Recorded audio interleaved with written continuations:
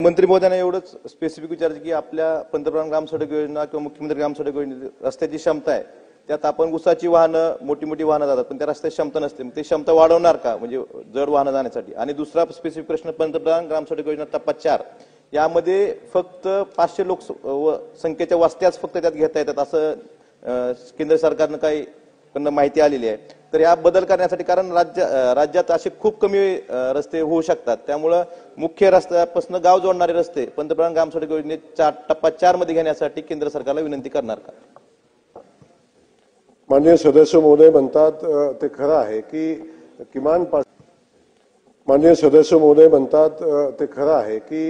किमान 500 लोकवस्तीचं अट आता केंद्र सरकारने घातलेली आहे आणि त्यातून त्यापेक्षा जास्त लोकसंख्या असलेल्या ठिकाणच्या रस्त्यांचा समावेश प्रधानमंत्री सडक योजनेमध्ये होतोय।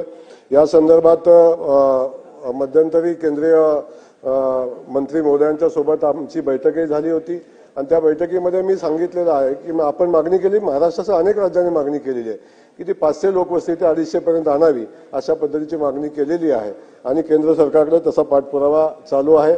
आपण म्हणला उसाच्या गाड्या याच्या आपण जे रस्ते आता बनवतो प्रधानमंत्री सडक योजना ते रस्ते किंवा मुख्यमंत्री सडक योजनेचे रस्ते निकष एकच आहेत।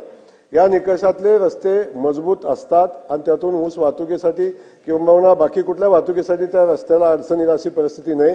त्यामुळे हे रस्ते चांगल्या पद्धतीचे बनवण्यासाठी जे निकष सरकारने बनवून घेतलेले आहेत त्यामध्ये ते चांगल्या पद्धतीचे रस्ते होताना आपण पाहतो।